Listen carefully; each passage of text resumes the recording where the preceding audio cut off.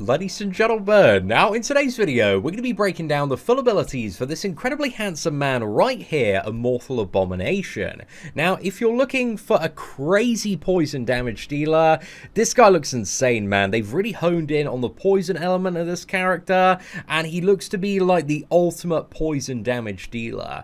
And that's kind of a bit of a double-edged sword, because there are a lot of characters in this game that are either immune to poison, it's probably the most common immunity, but there's also matches outside of that like shrug off debuffs or a debuff immune, and when you can't poison the opponent, he's not really going to be that great. However, when you can poison the opponent, and I think in the last couple of years there are a lot of top tier very annoying defenders that have been added to the game, that one of their biggest weaknesses is poison. You got characters like Dr. Doom, like Nova, for example. A lot of the more recent Cosmics don't have poison. You got like Thing, Iron Man, Infinity War, also Havoc as well. Mr. Sinister should have a really interesting interaction with this character, because like putting poison on this Abomination, he can turn into more damage. So when he flings back the debuffs off his special one, should be a really interesting scenario, because you can use that to pump out poison even faster.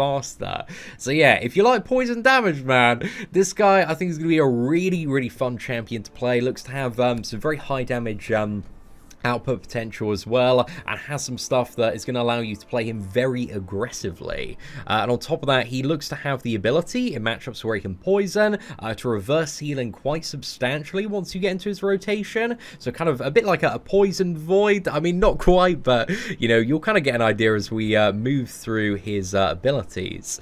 So first off, his passive is to take 100% less damage from poison effects, and the recovery reduction from poison is 50% less effective.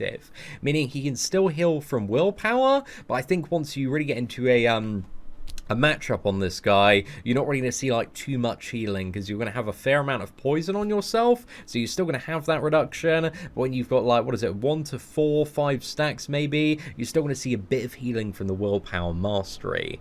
So first off, we also have corrosive poisons. So contact with the opponent has a 15% chance to inflict them with a poison debuff. So on average, like 1 in every 6 hits, and I assume this includes your special attacks as well, can poison the opponent for a certain amount of damage. Here it's 2,253 based on a maxed out 5-star rank 5 champion over 25 seconds. But poison is a additionally valuable debuff for dealing with regeneration, because it also reduces healing by 30% as well. Now, if the opponent reaches 10 poison debuffs, they are converted into an acid burn passive, dealing almost 15,000 direct damage over 5 seconds, and also preventing additional poison effects.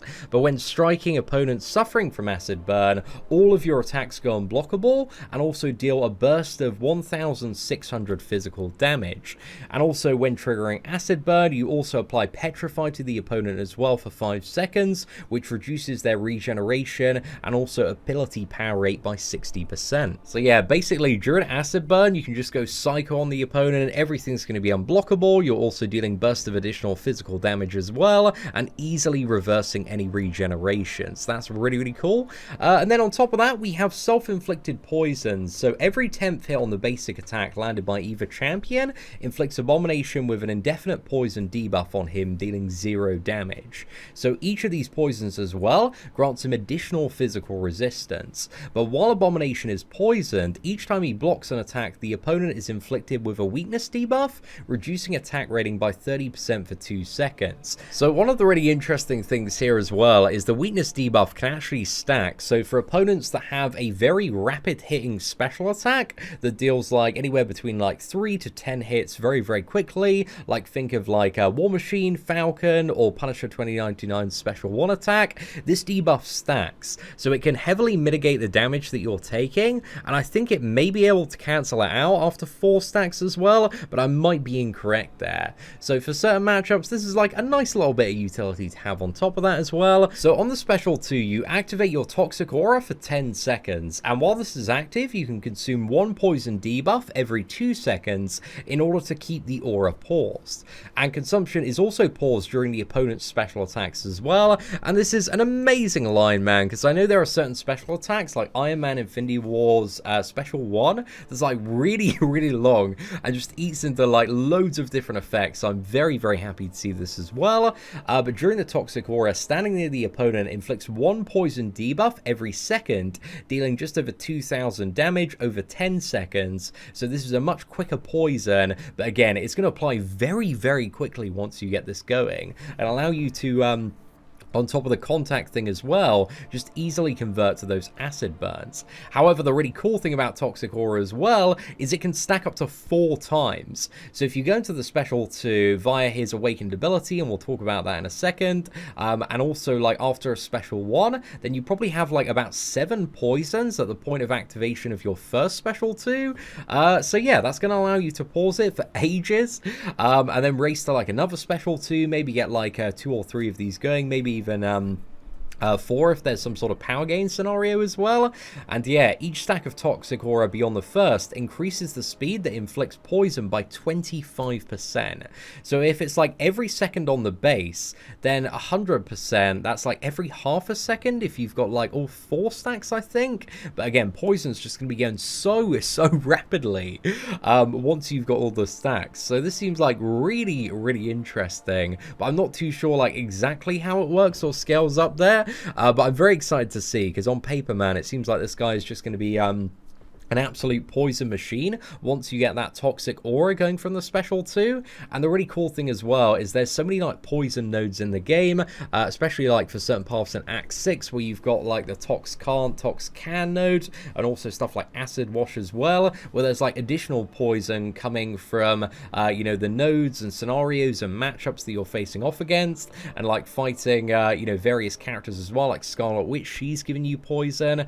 So I'm very curious to see how this character performs, because I feel like in certain matches and scenarios, man, he's just going to go absolutely ham and destroy everything. So I'm really, really excited to see the poison damage. Now, on top of that as well, we have the special 3, which inflicts acid burn, and also for every stack of Toxic Aura that you have as well, inflicts 1 additional acid burn. Now, if this stacks up and also you get like the additional burst damage after, man, this could be crazy for burst damage, man. So I'm really excited to see the damage after you get like, you know, 2 or 3 you fire off a special 3, get like 3-4 stacks of acid burn, and then if like every single hit is dealing just over like 6,000 additional damage for 5 seconds, quickly smash in like 10 hits, man, that's going to be a really, really big chunk of burst damage. So I'm very curious to see that. But also it has a secondary effect, which means until the next time the Toxic Aura expires, it becomes enhanced, increasing the time it takes to consume poison by 0.5 seconds. So this is a little bit of a boost to the aura, but not the biggest boost in the world, because it goes from, what is it, 2 to 2.5 seconds on the poison consumption there. But again, it's still not too bad if you can what is it, keep up the special 1s, get to those very, very aggressively, and just keep stacking up the poison there. Or if there's a node or matchup that allows you to get more poison, then yeah, this is going to be really, really valuable for stacking up the auras there. So yeah, I'm curious to see that. But also we do have his signature ability, Toxic Husk.